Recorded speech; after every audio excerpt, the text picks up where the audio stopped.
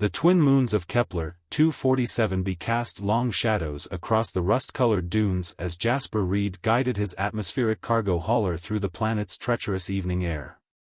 6 years of supply runs between the scattered human colonies had taught him every trick for navigating the desert world's unpredictable wind patterns, but something about tonight felt different. The planet's usual emptiness seemed charged with possibility. Jasper's weathered hands adjusted the stabilizers as another thermal pocket threatened to knock his ship off course. At 35, he'd spent nearly a third of his life on this frontier world, watching it transform from a barely habitable outpost to humanity's furthest successful colony. His dark skin had grown leathery from the harsh alien suns, and threads of silver had begun appearing in his close-cropped black hair, but his eyes remained sharp and alert. The cargo hold behind him hummed with precious medical supplies bound for the northern settlements. He could have taken the safer high-altitude route, but fuel costs had been rising, and skimming the dunes saved both time and credits. Besides, he'd always preferred flying low enough to watch the landscape roll by. The first sign that this wouldn't be a routine flight came when his sensors picked up 2 anomalous heat signatures in the shadow of a massive dune. Jasper frowned, double-checking the readings. The signatures were too organized to be natural phenomena, too small to be vehicles, yet somehow maintaining a constant temperature despite the evening chill. "Computer, full scan of those signatures," he commanded, banking the ship slightly to get a better view. The response came back immediately: humanoid life forms detected. Species unknown. Vital signs stable but non-standard. Jasper's hand instinctively moved to the weapon holstered at his hip. 6 years had taught him that survival often meant flying past trouble, no matter how intriguing it might be. But something about those perfectly steady heat signatures tugged at his conscience. Banking the ship around, he engaged the landing thrusters and descended toward the dune's base. As the dust settled, he finally saw them, 2 tall, graceful figures with skin that seemed to shimmer in the moonlight like polished opal. Their features were startlingly beautiful, yet decidedly alien, with large eyes that reflected light like a cat's and delicately pointed ears that twitched at his ship's approach.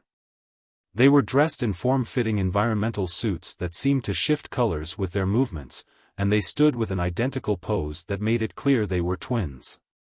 Neither showed any sign of distress or urgency, simply watching his ship land with serene interest. Jasper ran through his options. Colony law strictly prohibited unauthorized contact with non-human sentients without proper diplomatic channels. But there were also humanitarian laws about refusing aid to stranded travelers, regardless of species. After a moment's hesitation, he powered down the engines and grabbed his emergency medkit. The airlock cycled with a hiss, and Kepler 247b's thin atmosphere rushed in, carrying the ever-present scent of rust and minerals. Jasper descended the ramp with deliberate slowness, hands clearly visible. "I'm Jasper Reed," he called out, using the standard galactic greeting gesture of open palms. "Do you need assistance?" The twins moved forward in perfect synchronization, their movements liquid and graceful.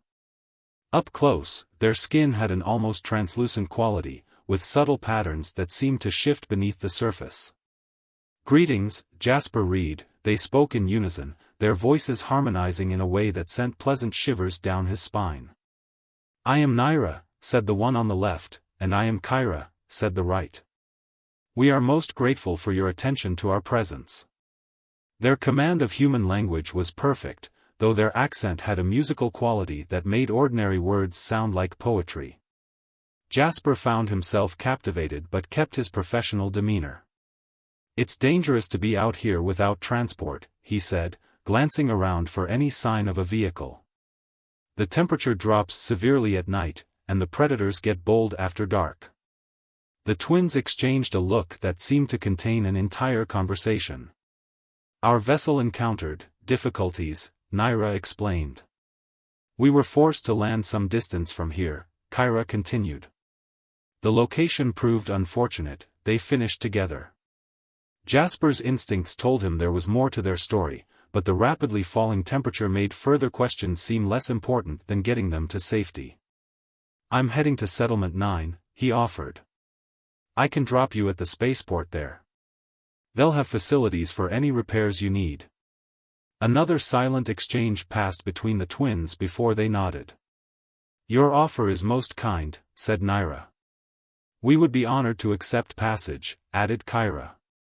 As they followed him up the ramp, Jasper couldn't shake the feeling that this encounter was no accident, and that his life was about to become far more complicated than any frontier pilot could have imagined.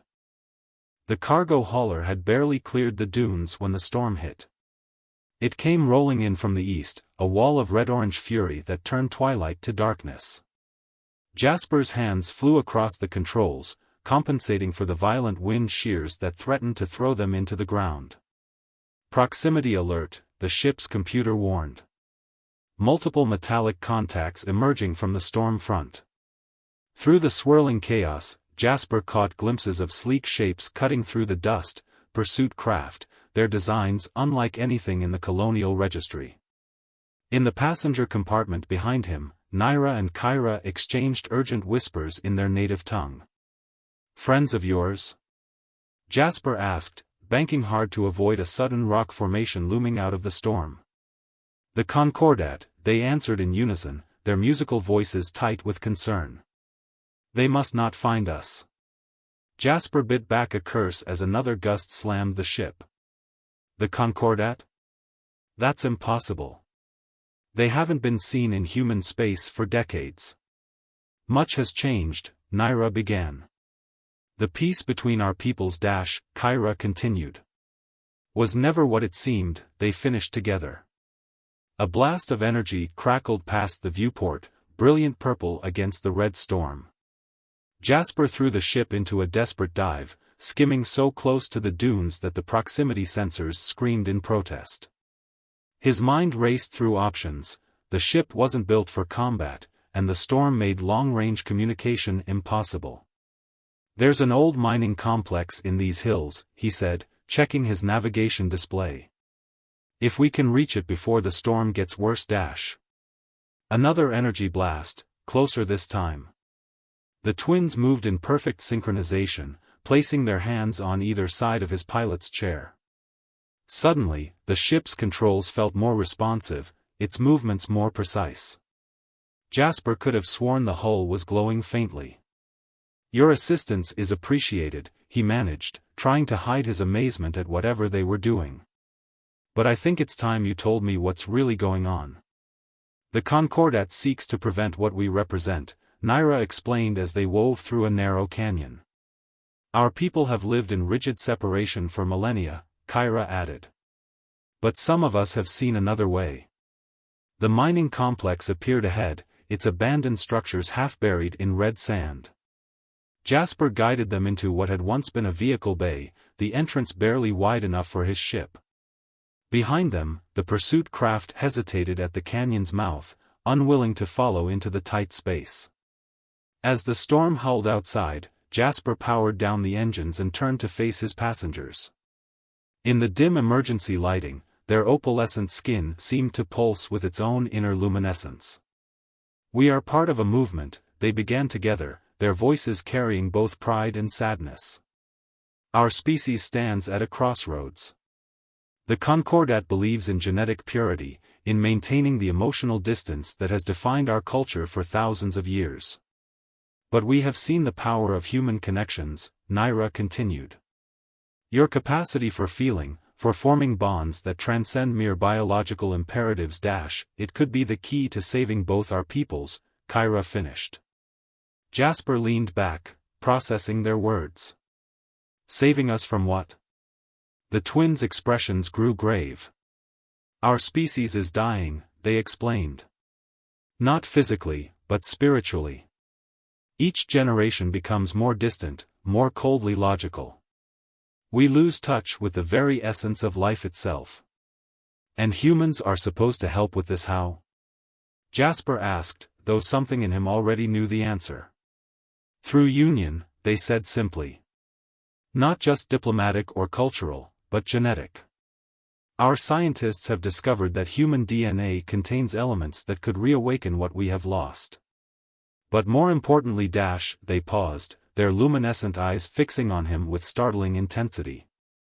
We have discovered that love itself can change us at the molecular level. The storm's roar seemed to fade into the background as Jasper absorbed the implications of their words. The Concordat doesn't approve, I take it? They would rather see our species fade into eternal emotional winter than risk change, Naira said bitterly.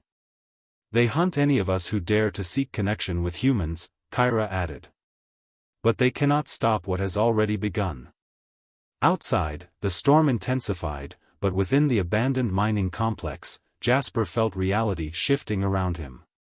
He had thought himself content with his solitary life on the frontier, but sitting here with these extraordinary beings, he felt the first stirrings of a destiny larger than himself. There's a network of old mining tunnels under here, he said finally. They connect to a hidden valley where some of the first colonists set up a settlement. It's not on any official maps. He met their glowing eyes. If you trust me, I can get us there. The twins smiled, an expression that seemed to light up the entire cabin. Trust, they said together, is where all great changes begin. The ancient mining tunnels wound deep beneath the desert surface, their walls embedded with veins of luminescent crystal that cast everything in a soft, ethereal glow. Jasper led the way, his handheld scanner mapping their path through the labyrinth. Naira and Kyra followed close behind, their natural bioluminescence adding to the otherworldly atmosphere. These tunnels were made by the first wave of colonists, Jasper explained, his voice echoing softly. They discovered that the planet's crust was riddled with natural caverns. Perfect for avoiding the worst of the surface storms. And perfect for hiding from those who would enforce separation, Naira observed, her fingertips trailing along the crystal formations. The minerals seemed to pulse brighter at her touch, responding to some energy she emitted. The crystals remember, Kyra added, mirroring her sister's gesture. They hold echoes of all who have passed this way before. Jasper was about to ask what she meant when his scanner picked up a change in the air currents. We're getting close to the valley. There's a settlement down here that officially doesn't exist. Haven's Deep, they call it. The tunnel widened, opening into a vast cavern that took Jasper's breath away despite having seen it before. Massive crystal formations rose like pillars to the distant ceiling, where ingenious light collectors focused the desert sun through natural prisms, creating a perpetual twilight glow. But it was the settlement itself that dominated the view. Structures of metal, stone, and living crystal merged seamlessly together, creating a city that seemed to have grown organically from the cavern floor. Gardens flourished in terraced plots, irrigated by underground springs. And moving through it all were people, humans and aliens of various species, living and working together in clear defiance of the segregation laws that ruled the surface. But most striking were the children playing in the gardens. Some looked human, others clearly alien, and many displayed features of both, living proof that the barriers between species were more permeable than the Concordat wanted anyone to believe.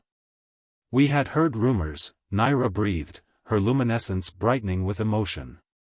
But to see it with our own eyes. Hope made manifest, Kyra finished, reaching for her sister's hand.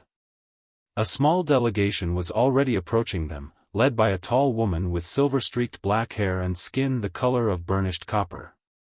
Her name was Ria Santos, as Jasper knew from his previous supply runs, and she served as Haven's Deep's unofficial leader.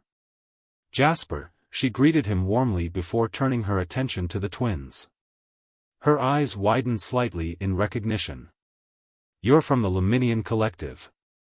We've been expecting members of your movement, though we didn't know when you would find us. The twins bowed in perfect synchronization. Word of this place has spread through hidden channels, they explained. Those of us who believe in connection seek it out, though few succeed in escaping the Concordat's watch. Ria's expression grew serious. You were followed? The storm should have confused their tracking systems, Jasper assured her. But we should probably get everyone deeper inside, just in case. As they walked through the settlement, Jasper noticed how the inhabitants reacted to the twins, not with fear or suspicion, but with quiet joy, as if their arrival represented something long hoped for. Children of mixed heritage seemed especially drawn to them, their own faint luminescence brightening in response to Naira and Kyra's presence. "We've created something precious here," Rhea explained as they entered the central administrative complex. "Not just a hiding place, but a prototype for what the future could be. Every child born here proves that artificial barriers between species can be overcome. Every successful partnership demonstrates that love transcends biology. The Concordat calls such unions abominations," Naira said softly. "They claim we risk corrupting both species," Kyra added. "The Concordat fears what it cannot control," Rhea replied. "They don't understand that evolution isn't just about survival, it's about growth, about reaching beyond what we are to become something new." They entered a large chamber filled with scientific equipment and holographic displays. Data streams showed genetic analyses, population statistics, and what appeared to be predictions for future generations. A team of human and alien scientists worked at various stations, all focused on understanding and supporting the community's unique population. "Your arrival is particularly significant," Rhea continued, pulling up a specific genetic analysis. "The Luminian genome contains properties we've been seeking, markers that could stabilize and enhance the positive traits we're seeing in our hybrid children. Your people's natural ability to share consciousness, to form deep empathic bonds, could be the key to unlocking humanity's own latent potential." The twins finished together, their eyes bright with understanding. Jasper watched all this with growing amazement. His simple act of stopping to help stranded travelers had led him to something far larger than himself, a hidden revolution that could reshape the future of multiple species. "The Concordat won't stop hunting," he said finally. "And now they know there's something in this region worth finding." Rhea nodded gravely. "Which is why what happens next is so important." She turned to the twins. "You didn't just find us by chance. You were drawn here because your genetic structure is particularly compatible with human DNA. And Jasper." She smiled knowingly. "Your decision to help them wasn't just kindness. Some part of you recognized what they represent, the next step in both our species' evolution." The twins turned to face him, their opalescent skin glowing with an inner light that seemed to reach out to him on some fundamental level. In their eyes, Jasper saw not just attraction or scientific necessity, but the possibility of a connection that transcended ordinary understanding. The future, he realized, wasn't just something that happened, it was something you chose, moment by moment, decision by decision. And sometimes, the greatest journeys began with simply stopping to help someone in need. The warning came 3 days after Jasper and the twins arrived at Haven's Deep. The settlement's deep space sensors detected multiple ships dropping out of hyperspace, the unmistakable signature of a Concordat battle fleet. Within hours, the cavern was alive with urgent activity as the community prepared for what everyone had long feared would come. "They're deploying scanning drones across the entire region," Rhea announced to the gathered council, her fingers dancing across a holographic display. The map showed dozens of red dots descending through the atmosphere. "Standard search pattern. They'll find us within hours." Jasper stood with Naira and Kyra, their hands linked in a three-way connection that had become natural over the past days. Through their touch, he could sense their anxiety, but also their determination. The bond between them had grown stronger than he'd thought possible, transcending physical attraction to become something that altered the very fabric of his consciousness. "The crystals can shield us from their scanners," one of the alien scientists suggested, his translucent tentacles rippling with bioluminescent patterns. "But not indefinitely. We've prepared for this," Rhea reminded them. "Evacuation protocols are in place. The tunnels dash."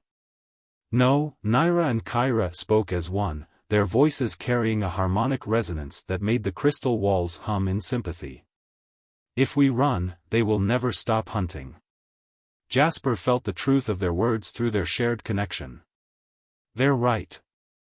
The Concordat won't just destroy this place, they'll make an example of it. Every similar sanctuary across the galaxy will be at risk. Then what do you suggest? Rhea asked, though her expression suggested she already knew. We show them what they're really fighting against, Jasper said, squeezing the twins' hands. Not corruption or abomination, but evolution itself. The next step for both our species. The twins' luminescence brightened. The crystals, they said together. They don't just shield, they amplify. What if we could broadcast our shared consciousness? Let them feel what we've discovered? The council chamber erupted in urgent discussion. Scientists argued about possibilities and risks, security officers raised concerns about vulnerability during the attempt. But through it all, Jasper felt the rightness of the idea growing stronger. It would take massive energy, the chief scientist warned. And there's no guarantee their minds would be open to receiving. Some will be, Rhea said quietly. There must be others in the Concordat like Naira and Kyra, ones who sense the emptiness of isolation and yearn for connection. The decision was made just as the first tremors shook the cavern. Above, Concordat ships had begun bombarding the desert surface, methodically destroying any structure that might conceal the sanctuary. Time was running out. The plan came together with desperate speed. The settlement's power core was linked to the largest crystal formations, creating a resonance chamber. Hybrid children were evacuated to the deepest tunnels, while their parents chose to remain, adding their own unique mental energies to what was to come. Jasper, Naira, and Kyra took their places at the center of it all. Their growing bond would serve as the focus, the proof of what was possible when artificial barriers fell away. Around them, the remaining residents formed concentric circles, each adding their own consciousness to the building resonance. The first Concordat ground forces breached the outer tunnels just as they began. Through their linked hands, Jasper felt the twins' minds open fully to his, drawing him into a union deeper than mere physical intimacy. Their shared consciousness expanded, amplified by the crystals until it filled the vast cavern with visible light. Images and emotions flowed between them, memories of loneliness and separation, the joy of first connection, the wonder of discovering love that transcended species.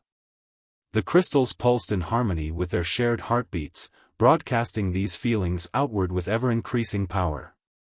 The Concordat forces burst into the main cavern, weapons raised, only to stagger under the wave of emotional energy. Their rigid mental barriers, trained into them from birth, began to crack. Some fell to their knees, overwhelmed by feelings they'd been taught to suppress. Others turned their weapons on each other, torn between duty and awakening.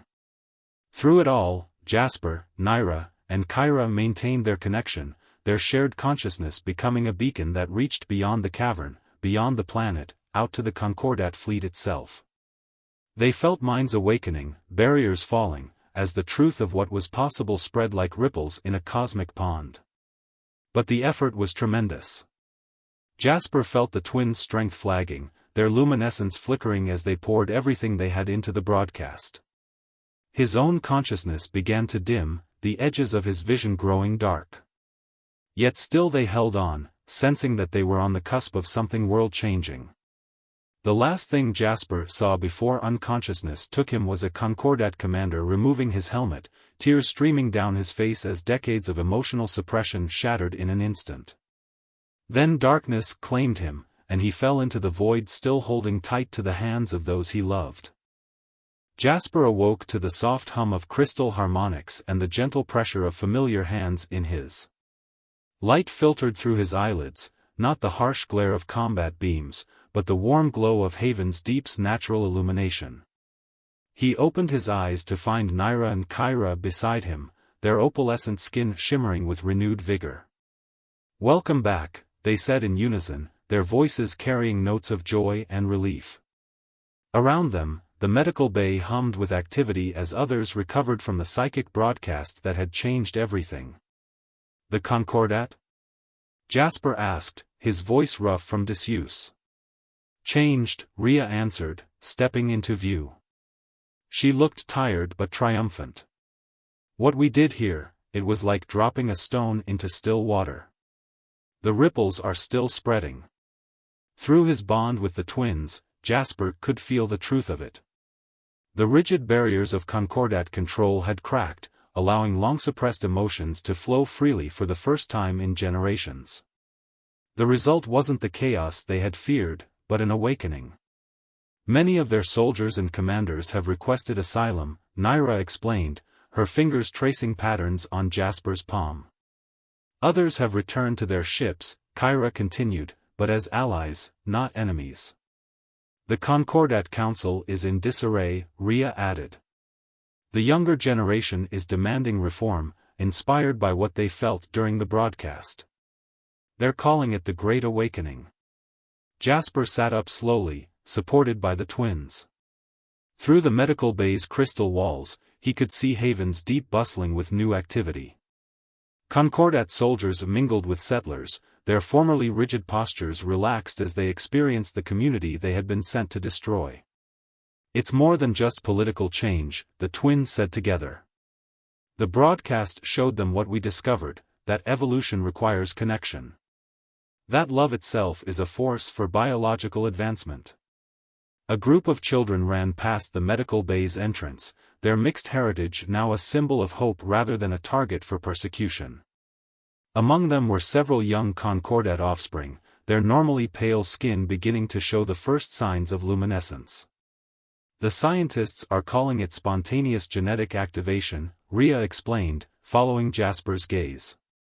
The capacity for connection was always there in their DNA, just waiting to be awakened. Your bond with Naira and Kyra proved it was possible. And now? Jasper asked, though he could feel the answer through his deepening connection with the twins. Now we build, they answered, their eyes glowing with possibility. Haven's Deep will become a center for understanding, a place where all species can learn to transcend their limitations. The Concordat fleet has withdrawn to their home system, Rhea added, but not in retreat. They're preparing for their own transformation. Their leaders have requested teachers, those who can help them rediscover what they lost. Jasper stood, drawing strength from the twins' support. Through the bond, he sensed they had news of their own to share, a development that would make their connection even more profound. The subtle changes in their luminescence, the way their hands rested protectively over their abdomens, told him everything. Life finds a way, they said, reading his realization. Our children will be born into a universe of open possibilities, where love knows no boundaries of species or space. Together, they walked to the observation gallery overlooking the main cavern. The crystal formations pulsed with renewed energy, reflecting the heightened emotions of all who dwelled within. On the surface above, the desert storm still raged, but they no longer represented isolation and danger. Instead, they were a reminder of the challenges that had brought them together, the obstacles overcome by the simple choice to stop and help those in need. It all started with a decision, Jasper mused, drawing the twins close. To stop rather than pass by. To trust rather than fear. The smallest choices can change worlds, they agreed, their luminescence synchronizing with his deepening emotions. And the greatest journeys begin with a single act of kindness, he finished, feeling the truth of it in every fiber of his being. Above them, through the crystal ceiling's light collectors, the twin suns of Kepler 247b painted the sky in shades of possibility. The desert world that had once seemed a place of exile had become the birthplace of a new kind of civilization, one built on the understanding that diversity wasn't a weakness to be feared, but a strength to be embraced. In the end, it hadn't taken weapons or wars to change the universe. It had taken something far simpler and more powerful, the courage to reach out, to connect, to love across the boundaries of species and space. As Jasper held his chosen family close, he knew that their story would be told across the galaxies, inspiring others to look past their differences and find the connections that waited just beneath the surface. The future they had glimpsed was only beginning, and it was more beautiful than any of them could have imagined.